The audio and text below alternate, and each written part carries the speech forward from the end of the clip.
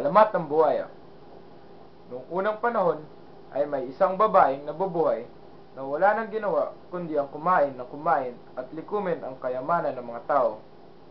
Inuubos niya ang mga ani, salapi at ginto ng mga tao sa bawat nayong kanyang pinupuntahan. Nagagawa niya rin iyon sa pamamagitan ng pagbabalat kayo bilang isang pulubi. Pagkatapos niyon ay tuwang-tuwa, iiwan niya ang lugar at bago pa may makatuklas sa ginawa niya ay huli na ang lahat. Naghihirap at nagkakasakit na ang mga tao. Isang nayo na lamang ang hindi pa niya napupuntahan. Matatagpuan niyon sa kabilang bundok. Tahimik na nagtungo siya roon, dala ang sako-sakong kayamanang nalikom niya sa mga nayong napuntahan na niya. Sa gubat na malapit sa isang lawa ay nagtayo siya ng kubo. Doon niya iniba ang kanyang anyo. Pinalitan niya ang kanyang damit, nagsuot siya ng peluka at tinungisan niya ang katawan para magmukha siyang pulubi. Nag-iba rin siya ng pangalan, Alin Aya, sa pagkilala niya sa mga taga roon. Pagsikat ng araw, muling lalabas at mamamalimos si Aya. Nagtutungo siya sa mga kabahayan upang humingi ng pagkain, pera at kung ano-ano pa. Sa husay niya sa paghikayat at sa pag-iyak, napapaniwala niya ang lahat na siya ay isang pulubi. Sari-saring kwento ang hinahaba niya para makuha ang mga kayamanan ng mga taga-nayon. Maawa ka na, isa sa aking mga anak ay may malubhang sakit. Kailangan ko ng gamot, sabi niya sa isa. Hindi pa ako kumakain, ining. Pwede bigyan mo ako ng kinakain mo kahit kaunti lang. Pagmamakaawa naman niya sa isa. Hinipan ng nakarang bagyo ang aking nag-iisang kubo. Palaboy-laboy ako at wala na akong matirhan. Kwento niya sa isa pa. Tumutulo ang kanyang wad na luha. Pati si Manong Kwago na kanyang nadaanan isang gabi sa taas ng puno sa plaza ay kanyang hiningan ng limos. Muli, bumuhos ang luha niya sa harap ng ibon para maawa ito sa kanya. Manong Kwago, maawa ka sa isang kagaya kong nauubusan na ng lakas. Kahit gutom si Manong Kwago, ay nagawa nitong ibigay ang isdang tangan nito. Maghahanap na lang ako ng mahahapunan.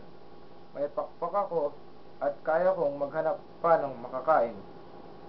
Pagkabigay nito ng kakainin na lamang na isda ay lumipad na ito. Napangisi si Aya. Nakaloko na naman ako, sabi niya sa isip. Nang gabing ring iyon, habang kumakain ng bayabas si Manong Kwago sa itaas ng isang puno sa gubat, ay namataan niya si Aya na naglalakad. Napatigil siya sa pagkain nang makita niyang naglalakad na ng tuwid ang babaeng pulubi. Isa-isang tinanggal nito ang gulagulanit na damit, ang dumi sa muka at ang peluka. Sinundan niya si Aya patungo sa kubo nito.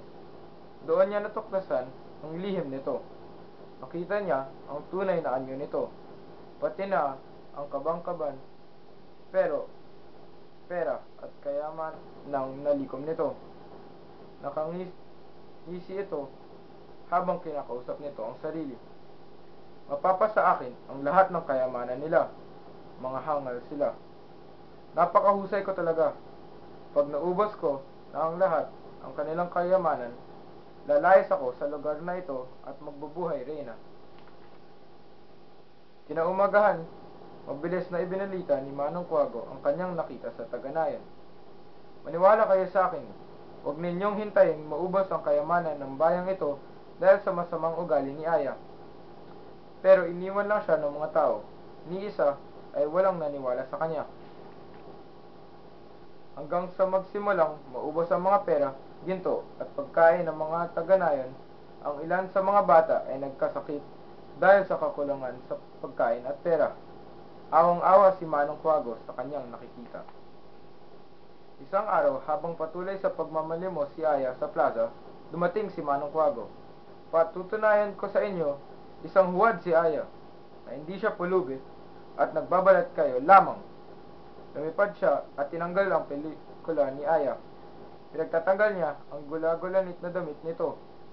Tumambad ang mga alahas na nakasabit sa katawan nito.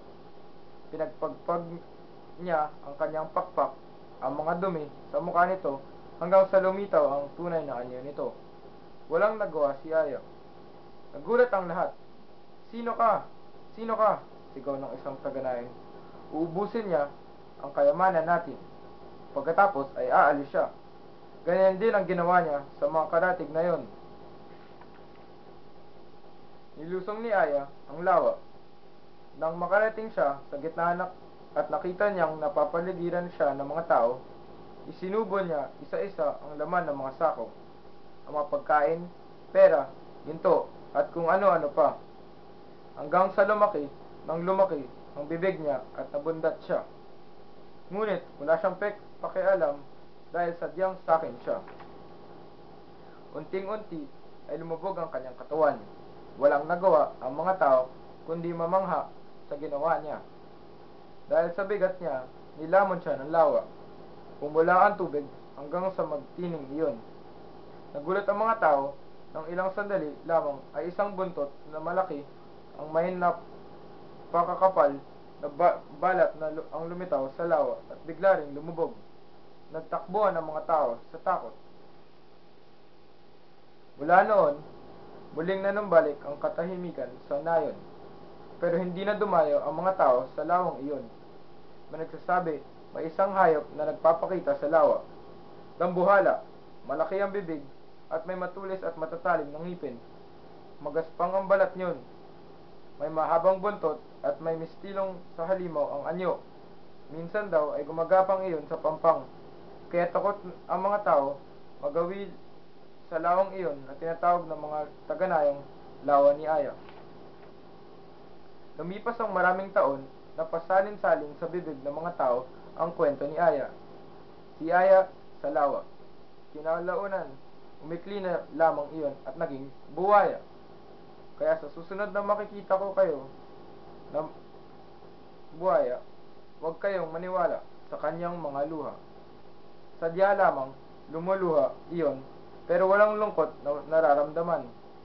Higit sa lahat, huwag lalapitan iyon dahil ang buhaya ay isang mabangis na hayop.